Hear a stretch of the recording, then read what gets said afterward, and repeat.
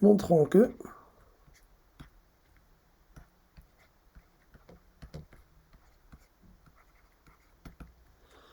la proposition P définie par pour tout x appartient à R, 2 fois cosinus x, le tout carré,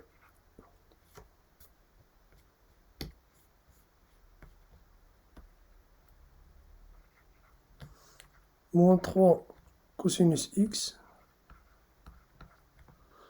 plus 1 est différent de 0.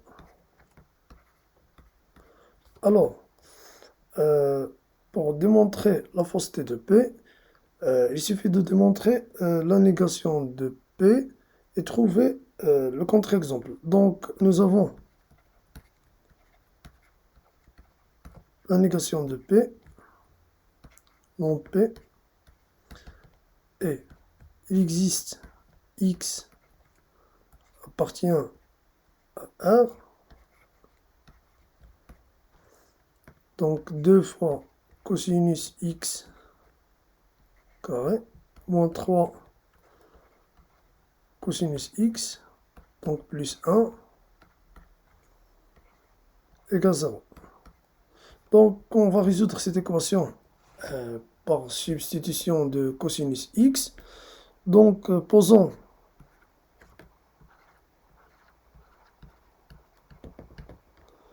grand X égale cosinus x. Donc, on obtient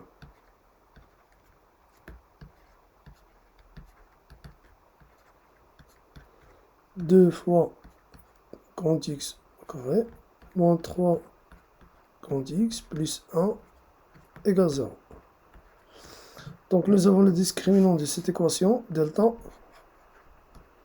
égale, donc, moins 3 le tout au carré, donc c'est 9, moins 4 fois 2, le coefficient de x carré, fois 1. Donc, c'est 2, donc qui est égal à 9 moins 8, c'est 1. Donc, 1 supérieur strictement 0, donc l'équation admet deux solutions. Donc, x, soit x égale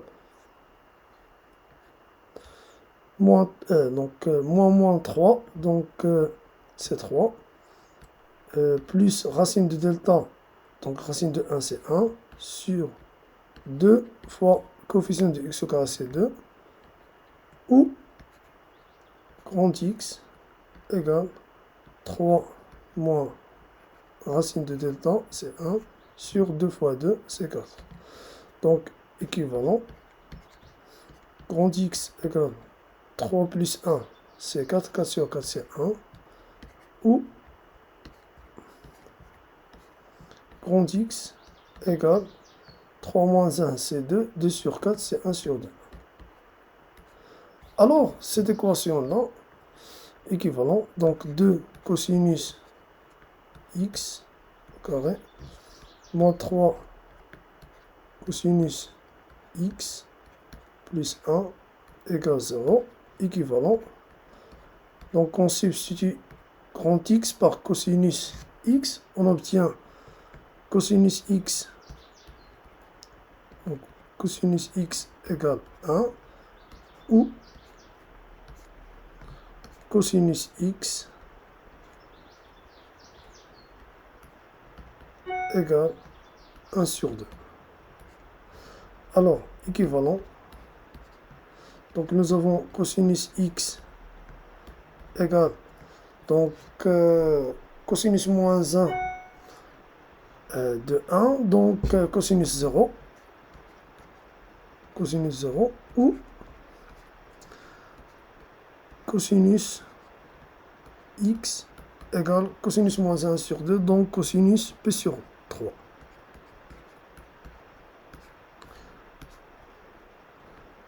Alors, équivalent,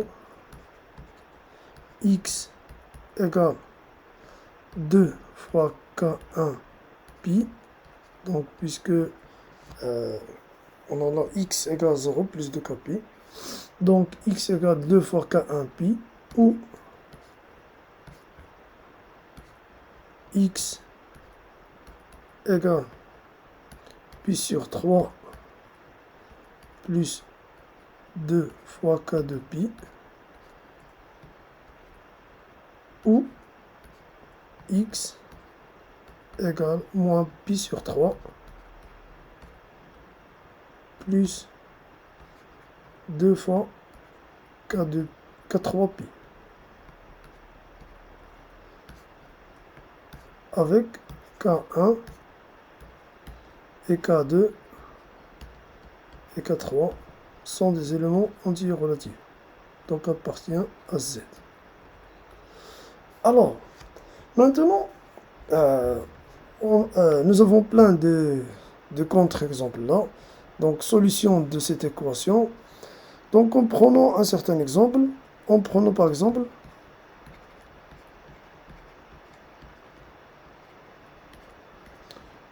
pour k1 égale 0, donc x égale 0. Donc, x égale 0 pour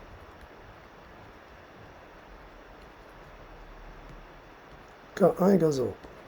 On substitue k1 par 0, on obtient x égale 0. Donc, x égale 0 est une solution de l'équation. On a trouvé un contre-exemple. Alors, on peut déduire que non P est vrai. Alors, non P est vrai.